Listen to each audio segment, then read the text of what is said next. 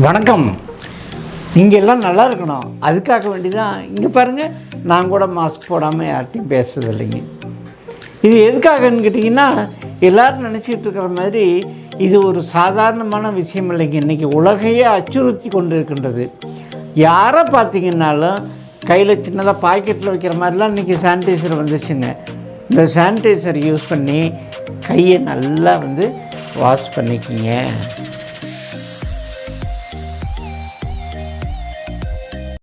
வணக்கம் நேயர்களே. நாம் ஒவ்வொரு முறையும் ஒவ்வொரு உடல்நல பிரச்சனைகள், மனநல பிரச்சனைகள் பற்றி நாம் பேசி வருகின்றோம். சரிங்க, இந்த கொரோனான்னா என்னங்க, எல்லோரும் என்னென்னமோ ஆளாளுக்கு ஒன்றுன்னு சொல்லாங்க. அது இந்த வாட்ஸ்அப் வந்தாலும் வந்துச்சுங்க, அவன் மனசில் தோன்றதெல்லாம் இவன் டாக்டர் மாதிரி போட்டுடுறாங்க. அந்த மாதிரி இருக்கிறத தயவுசெய்து நம்ப வேண்டாம். மருத்துவரின் ஆலோசனை இல்லாமல் நீங்கள் கடைகளில் நீங்களாக மருந்துகளை வாங்கி சாப்பிடாதீர்கள். அது என்ன பிரச்சனையாக இருந்தாலும் சரி, மருத்துவரின் ஆலோசனை மிக மிக முக்கியம். இப்போ அபூர்வாலெலாம் பார்த்திங்கன்னா ஆன்லைன் கன்சல்டன்சிலாம் கொண்டு வந்துட்டோம். நீங்கள் ஆன்லைன்லேயே உங்கள் வீட்டில் இருந்துக்கிட்டே எங்ககிட்ட வீடியோ காலிங்கில் டிஸ்கஸ் பண்ணலாம்.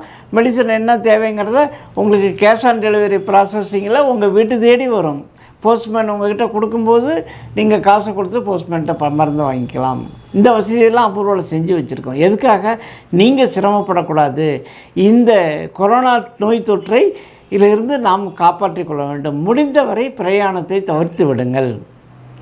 சரிங்க, இப்படி இந்த கொரோனாவில் என்ன அப்படின்னு கேட்டிங்கன்னா, உடம்பில் நோய் எதிர்ப்பு சக்தி குறைவதால் வரக்கூடிய ஒரு பிரச்சனை. அது என்னதுங்க? வீட்டில் கதவை திறந்து வச்சுதுன்னா ரோட்டில் போகிற நாயை டக்குன்னு உள்ள ஓடியாந்துடும். அதுபோல் நாம் உடலை பாதுகாப்பாக வைத்துக்கொள்வதற்கு நோய் எதிர்ப்பு சக்தியை அதிகரித்து கொள்ள வேண்டும். நீர்ச்சத்துள்ள பொருட்களை நிறைய சாப்பிட வேண்டும். ஆனால் அது சளி பிடிக்காததாக இருக்க வேண்டும். அந்த நீர்ச்சத்துள்ள பொருட்கள் அதுக்கு தான் மருத்துவரின் ஆலோசனையோடு எதை செஞ்சாலும் செஞ்சுக்குங்க. இதுக்கெல்லாம் அபூர்வாவில் நீங்கள் ஆன்லைன் கன்சல்டன்சிலையும் வந்துக்கலாம், நேர்லேயும் டாக்டரை பார்த்துக்கலாம். இது மட்டும் இல்லைங்க, அந்த நோய் எதிர்ப்பு சக்தி அதிகரிக்கிறதுக்கு என்னென்ன செய்யணும் அப்படிங்கிறத பற்றியும் விரிவாக பேசுவோம். நோய் எதிர்ப்பு சக்தி அப்படிங்கிறது பார்த்திங்கன்னா, சும்மா நோய் எதிர்ப்பு சக்தின்னு எல்லோரும் சொல்லாங்களே, அப்படி அல்லிங்க. IgGM அப்படின்னு ஒரு டெஸ்ட் இருக்குங்க. அந்த டெஸ்ட்டை பண்ணி பார்த்தோம்னா இன்றைக்கி நம்ம உடம்புடைய நோய் எதிர்ப்பு சக்தி லெவல் எந்த லெவலில் இருக்குங்கிறத நம்ம தெரிஞ்சுக்கலாம். 1 மாதம் 2 மாதம் ட்ரீட்மெண்ட் எடுத்துகிட்டு திரும்ப எகைன் அந்த டெஸ்ட்டை பண்ணி பார்க்கணும். அது உங்கள் உடம்பில் நோய் எதிர்ப்பு சக்தி நார்மலாக உள்ளதா என்று தெரிந்து கொள்ள வேண்டும். எல்லாமே சயின்டிஃபிக் அப்ரோச்சுங்க. அது சித்த ஆயுர்வேதாக இருந்தாலும் சரி, ஆங்கில மருந்துகளாக இருந்தாலும் சரி. அதே போல் நம்முடைய ஜீரணத்தன்மை பாதிக்கப்பட்டிருக்கிறதா என்று தெரிந்து கொள்ள வேண்டும். அதுக்கு லிவர் ஃபங்க்ஷன் டெஸ்ட்னு இருக்குங்க, அதை நம்ம தெரிஞ்சுக்கணும்.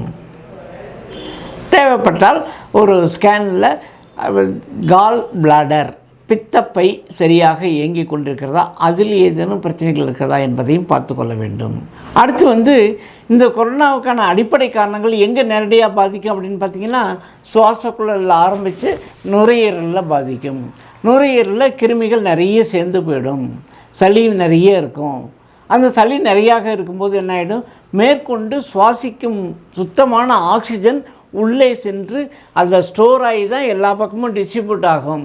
அந்த ஆக்சிஜன் குறைபாடு ஏற்படும் பொழுது மூச்சு திணறல் ஏற்படும். இதுதான் பெரும்பாலானோரின் இந்த கொரோனா நோயாளிகளில் மரணம் ஏற்படுவதற்கான முக்கிய காரணம் இது. அப்போ அந்த நுரையீரலை கிளியராக வச்சுக்கணும். இப்போ நம்ம வீடு இருக்குது, பூஜை ரூம்னு வச்சிங்கன்னா எவ்வளோ சுத்தமாக வச்சுருக்கிறோம். அதுபோல் அந்த நுரையீரலுங்கிறது நமக்கு ஒரு கோவில். அந்த கோவிலை நம்ம சுத்தமாக வைத்துக்கொள்ள வேண்டும். அப்போ அதில் கிருமி தொற்று இது இருந்ததுன்னா அதை அடித்து வெளியேற்றுவதற்கான சிகிச்சை எடுத்துக்கொள்ள வேண்டும். இதுக்கு இப்போ நம்ம அபூர்வாலெலாம் பார்த்திங்கன்னா, இன்றைக்கி ஒரு எக்ஸ்ரே எடுத்து பார்த்துக்கலாம். ஒரு 3 months மெடிசன் எடுத்துகிட்டு திரும்ப ஒரு எக்ஸ்ரே எடுத்து சளியெல்லாம் கரைஞ்சி வெளியேடுச்சுங்கிறத உறுதிப்படுத்திக்கலாம். ஸோ எந்த மெடிக்கேஷன் இருந்தாலும் சயின்டிஃபிக்காக இருக்கணும் அப்ரோச்சுங்க.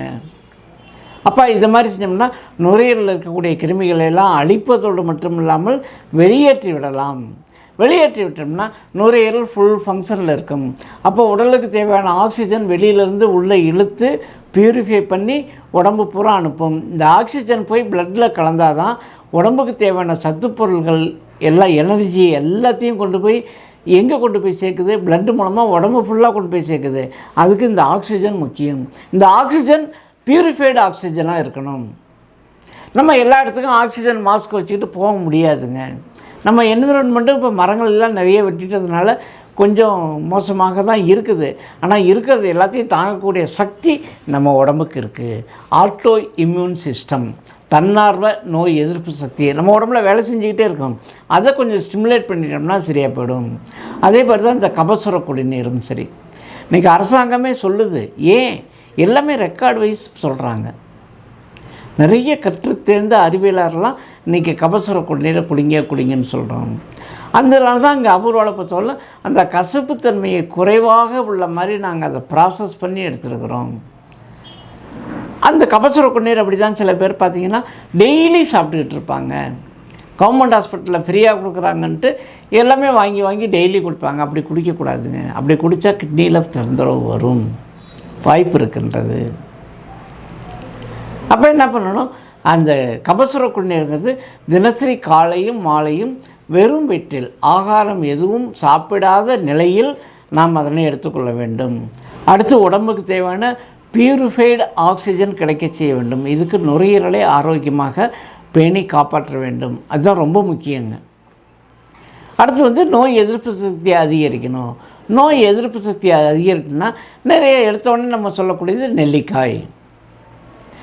நிறைய பேர் அந்த நெல்லிக்காயை என்ன பண்ணுறாங்க, 6 நெல்லிக்காய் 7 நெல்லிக்காய்ன்னு சாப்பிட்றாங்க. அப்படிலாம் ஜூஸ் போட்டுலாம் குடிக்கக்கூடாதுங்க.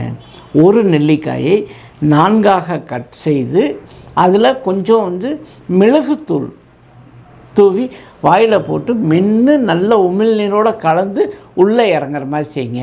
சார் என்னால் அப்படிலாம் என் குழந்தைங்களாம் சாப்பிடாது அப்படின்னு நினைக்கிறவங்க அந்த நெல்லிக்காயை ஒரே ஒரு நெல்லிக்காயை மட்டும் ஒருத்தருக்கு 4 பேர்த்துக்குன்னா 4 நெல்லிக்காயை போட்டு கொட்டையை எடுத்துகிட்டு போட்டு அதை மிக்சியில் போட்டு ஒரு ஓட்டி எடுத்து வச்சுட்டு பிழிஞ்சு சாறுகளை மட்டும் பிழிஞ்சு எடுத்துக்கணும். எடுத்துக்கிட்டு அதில் தேவைக்கு இந்த பனங்கள் கண்டோ கருப்பட்டியோ கூட சேர்த்துக்கலாம். தேன் சேர்த்துக்கிட்டால் ரொம்ப பெஸ்ட்டு. ஆனால் மார்க்கெட்டில் கிடைக்கக்கூடிய 90% தேன் சுத்தமானது அல்ல. அப்போ அந்த தேனை கூட சேர்த்துக்கலாம். சேர்த்துக்கிட்டு வாயில் ஊற்றி ஒரு ஸ்பூன் உள்ளே ஊற்றி நல்லா கொப்பளிக்க வேண்டும். இப்படி கொப்பளித்து அப்புறமா முழுங்கணும். உமிழ்நீரோடு கலந்ததுனா தான் அந்த இம்யூனிட்டியை டெவலப் பண்ணக்கூடிய ஒரு புதிய பொருள் ஒன்று உருவாகும். அது எங்கள் வாயிலே உருவாயிடும். அதுக்கு தான் இதை ஜூஸ் போட்டு மேக்ஸிமம் குடிக்க வேண்டாம். மென்று சாப்பிட்டிங்கன்னா ரொம்ப பெஸ்ட்டு.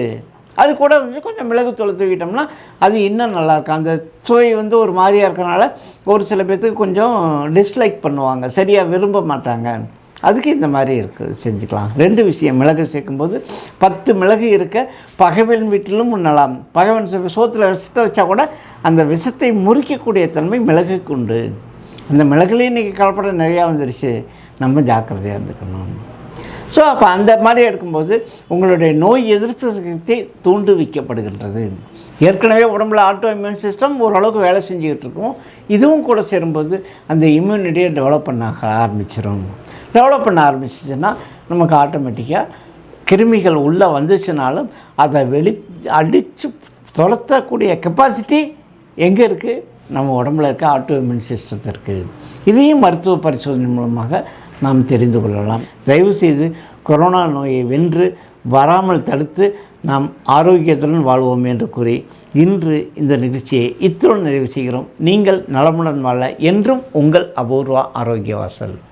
நீங்கள் ஜிஎஸ்டி ஆன்லைன் மீடியாவில் இன்றே சப்ஸ்கிரைப் செஞ்சுக்கோங்க. ஏன்னா நிறைய விஷயங்கள் இது போல் தொடர்ந்து நாங்கள் தர்றது மட்டும் இல்லைங்க, நாட்டு நடப்புகள், ஒரிஜினலான செய்திகள், மிகைப்படுத்தப்பட்ட செய்திகள் இதில் வெளிவராது.